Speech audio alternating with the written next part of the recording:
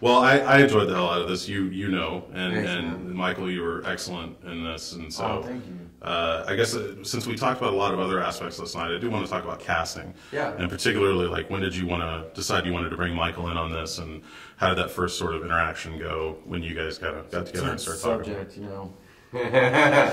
Well, He was trying to cast Shia LaBeouf or LaBeouf or whatever the hell his name is. He couldn't get him. Hey, bullet dodged, right? Huh? I said, hey, bullet dodged. Yeah. I'll say this: the movie would not exist without this guy, and the movie did not exist until I met him. It was just an idea. It was a treatment. It was something that I had thought about a lot, but I didn't have a script. And Michael and I, we met on a general meeting in Brooklyn, and just an artist-to-artist hangout session, really. And it was very inspiring and fun, and right in the middle of it, I said, hey, I have this, let me tell you this thing about this scientific paper that I read about duplicate irises. I tell him the story, and then I told him the story of Ian. I told him the basic premise and whatnot of I Origins, and he was really engaged by it. And he's an actor who I've admired for the longest time. Whenever I see his name on something, I want to see it because it's surprising, and he has such high integrity, and his choices are really, unique and thoughtful and bold. Yeah. So when he seemed interested in doing this, I leapt at the opportunity, and sat my ass down in a chair and started typing out a script as fast as possible, to not miss the chance to work together. Yeah, I always have admired your choices because it seems like you choose films that are, they're not popcorn fare. These are like thought-provoking films, and this is probably one of the most thought-provoking films of the year. Oh, thank you. I mean, it's nice in a time when you see a lot of kind of forgettable fare. Right. You have a movie that really is a conversation piece. And Michael, you were the one that actually suggested Astrid for this film because you had met her previously. Yeah. I mean, her name was coming up, but yeah, I didn't want to push too hard on that. One, because I didn't know that it would work, but also because I knew that it was a decision that Mike had to come on. He had to make that decision on his own. In a way, like a director needs to fall in love with each one of his actors on their own. I think that's sort of the best scenario. Yeah. But yeah, I had met her. I had met Mike, and for some reason, just kind of casually, I was saying, I really think you should meet her, because there was something about both their energies, and also his script. Yeah. The character, she seemed very right for the character. And I remember this through some of these interviews. There was a moment where I think we just high-fived each other. Yeah, right. on set, But that's the thing that struck me about Michael from the moment I met him. Just as he's saying here, you can see the intuitive wheels working in his mind. His intuition is really strong. Like he has a sense.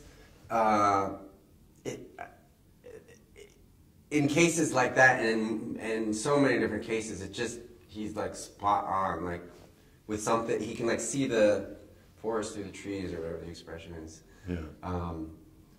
And so you take advantage of that, and I take that very seriously, and use that to make better work.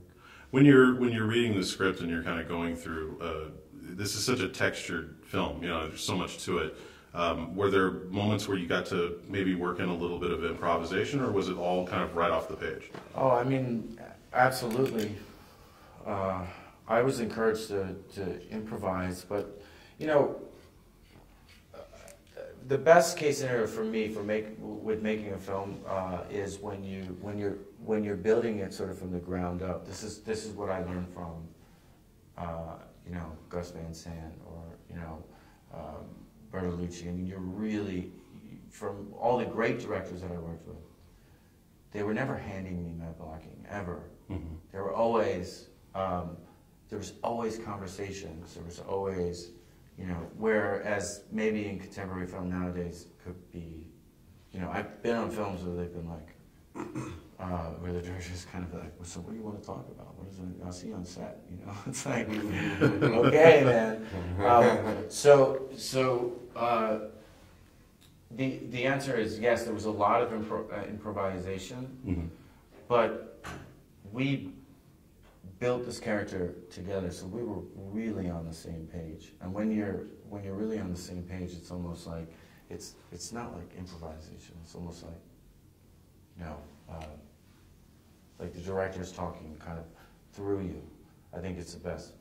You know, when we were bringing up this one line that was said in one of the takes, which was when they're looking at each other, when Karen and Ian are looking at each other, and he says, she says you should go to India. The India, yeah.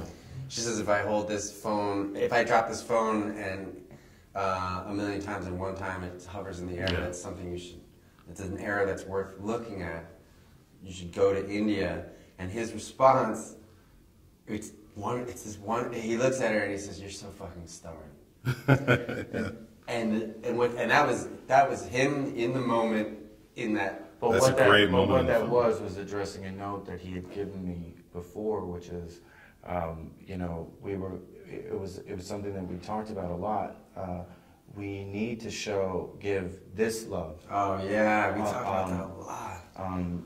We need to give this love its time. We can't feel like he's settling. You know?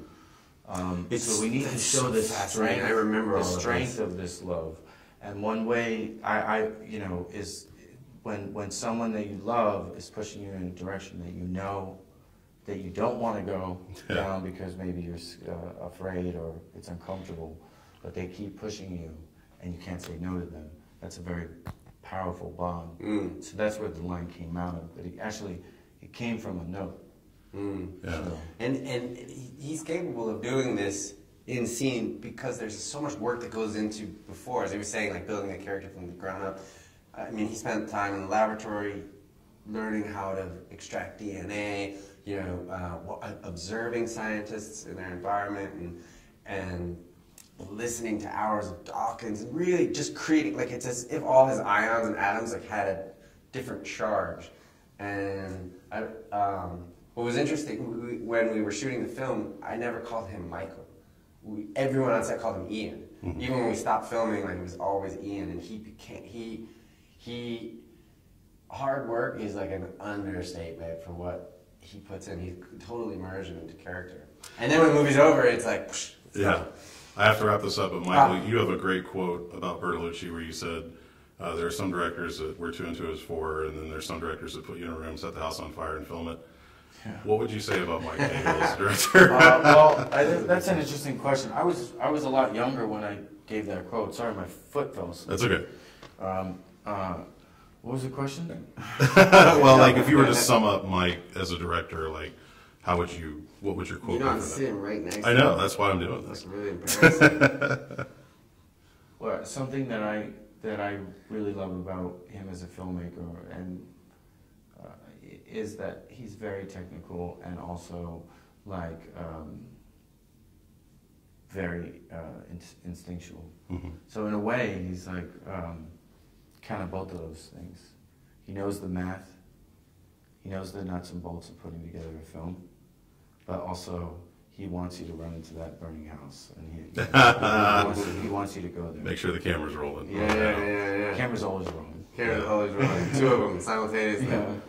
Thank you guys. Thank you It's been a real treat. Thank you very much. Thanks, Mark. Really appreciate it, man.